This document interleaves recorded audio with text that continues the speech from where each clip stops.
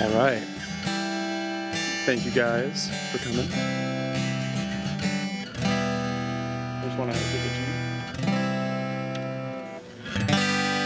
you. Good news, two dudes proved one and one makes two. True before, but now it's true. And it only took them two to the two to the two to the two words to do her.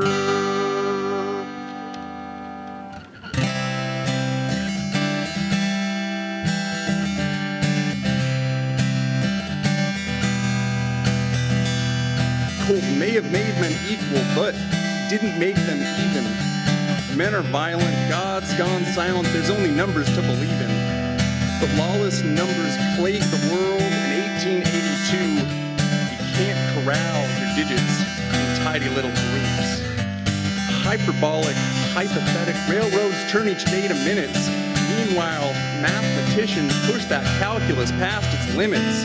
The frontiers of math surpasses wilderness and Indians. Hell, when a song's gone this wrong, the sarsaparillas gone non-Euclidean. Folks sought the rules for truth, they prayed they could be tamed. The laws of God awed us once, but now it ain't the same.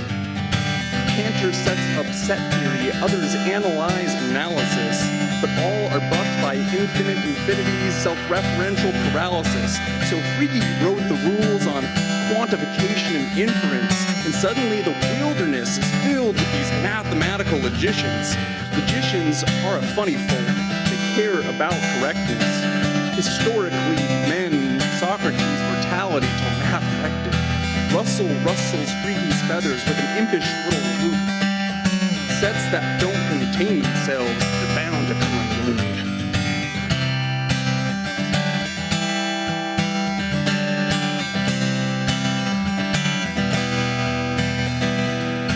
Barbers only shaved on shavers, who's there to split the hairs. If the logician's dog only barks at strangers, can it bark when no one's there? This rigmarole probably needs a lot more rigor. We got logic in our pockets. We got symbols on the trigger.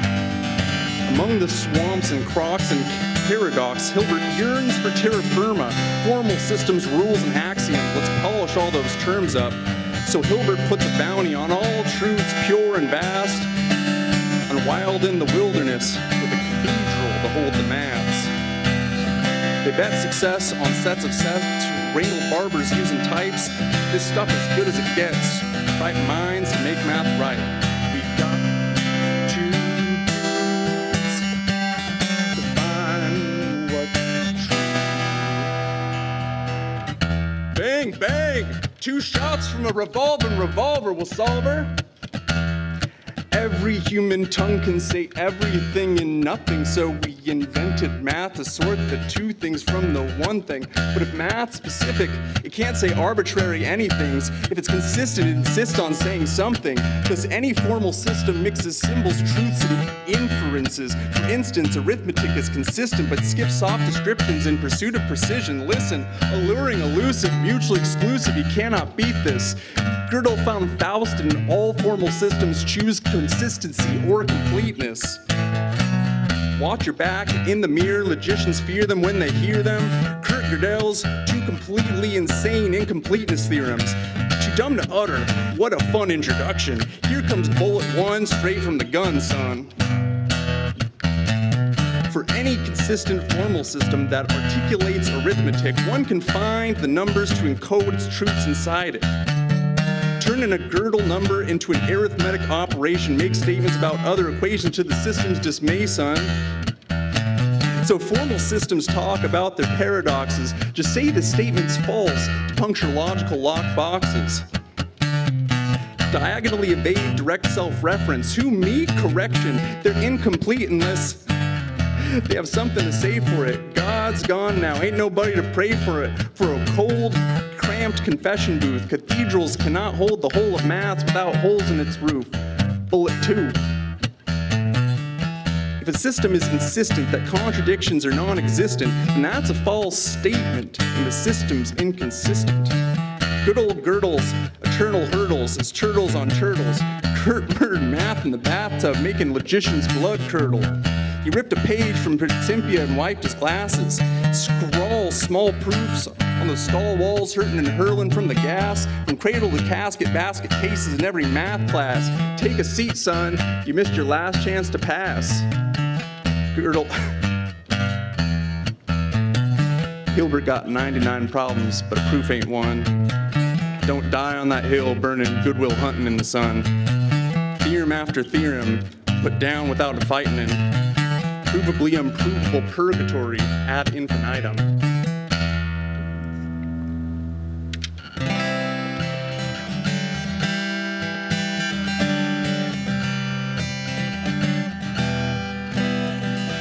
Well, the Wild West bested the best of us. No foundations for our fodder. We'll settle down and build a town for our grandsons and granddaughters. We'll prosper, share the gospel, share our wealth, our hunger too. The city of cement and steel will rise up from those ruins. Charles Babbage dreamed of machines that could conjure up some thinking, but it took a lady's brain to think of machines that could do some dreaming. Lady Lovelace listened and heard music in those digits.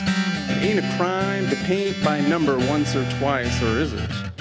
Ada envisioned men and women aided by such precision. No work, no war, no worries. Machines handle heavy lifting. Letters leap from lightning wires sparked by dots and dashes. Ditch your horse for a Morse code, son, the telegraphs in fashion. Fast forward to the Great War, where we create great calculators capable of storing words for warding off invaders. Cathedrals collapse under carpet artillery, but Alonzo Church still stands, hand in man the lambda calculus, an early kernel of computer programs. Electric contraptions, get the gears turning, here's Turin.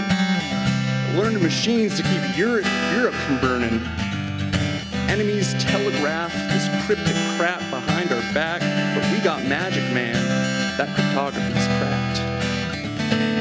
With ample tape and patience, computations say the same things. No oracles, no miracles, no ways to fake the faking. Miraculous task, Turing tasted the forbidden fruit of computing, and in that oracular orchard, died by an apple of his own undoing. With the enigma egg unscrambled, nerds tilt that axis backwards, extract entropy into information, and protect our precious passwords. Eyes open, no wool pulled, shorn from the lambdas. Punch card pulled from the looms, the mind no longer knows what the hand does. Soon thereafter, transistors supplant fragile vacuum tubes, growing faster, insisting that chips can shrink by factors of 2. Damn, those busy beavers can be a lot to top. But the halting problem never told us when to stop.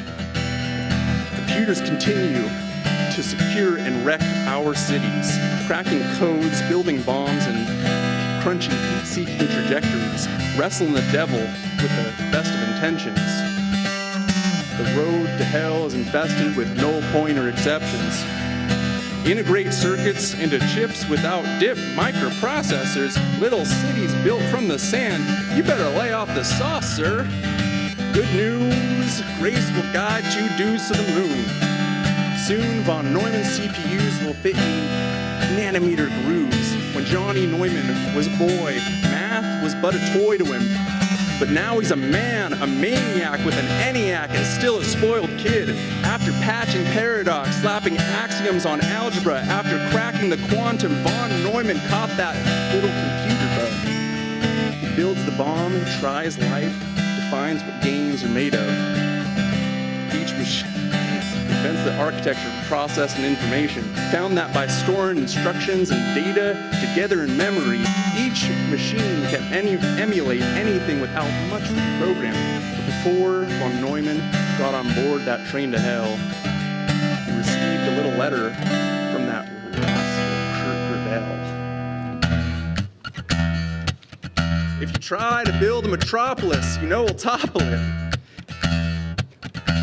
Since every possible program fits in countably infinite space, place them in sorted order and give them numerical names. You can imagine a program that scans and plans faster than man can, but can that programs faster than proofs expand, man? Consider this tricky bit. If such a computer can exist and can go quick, they can query the answer key in the back of the book faster than a math whiz can pull out his abacus. Time out. Halting problem need not be heeded if indeed we proceed with reasonable speed and we quit when needed. These decision problems could solve oddballs within practical limits if checking a problem and solving it stay within limited distance. This letter discovered decades later, folks would find that Gödel defined the E and NP landmine ahead of his time. To be or not to be, to P or N to P. Can non-deterministic polynomial time programs run efficiently? PNP asks if a vast rift between questions and answers exists. It seems like solving is harder than checking, but you'll have to check with your therapist. PNP posits whether all forks and all roads lead to Rome, or whether you'd be better off just staying at home. PNP asks if you can run programs backwards efficiently, or if doing so makes big, oh no, complexity. PNP lays cement for stable cryptography. Without sufficient ciphers, it sucks to be lock and key. PNP sounds simple, but kills countless careers. The naughtiest doggone problem gone unsolved for years. To be extra obtuse, diagonal proofs are of no use. Up crap creep without a half a paddle and a leaky canoe. $1 million bounties out for any person with proof. Prize of the millennium awaits you if you can manhandle that truth. Meanwhile, Moore's law means more and more slop. Gigahertz in our shirts and teraflops in our socks. Computers play chess while humans play checkers against pigeons. Even Lisa Doll gets creamed by algorithms younger than infants. If the computers continue to do this, then humans are useless. The soothsayers crying doom, the theorem provers proven ruthless. We mined a land to build city on a landmine. Mine's blown, no diamonds. It's bound to be a bad time. Math's last answers may be unattainable. Man's match with machines may be unsustainable. But such is life as flesh, blessed with the best questions, and at least a seat at the table.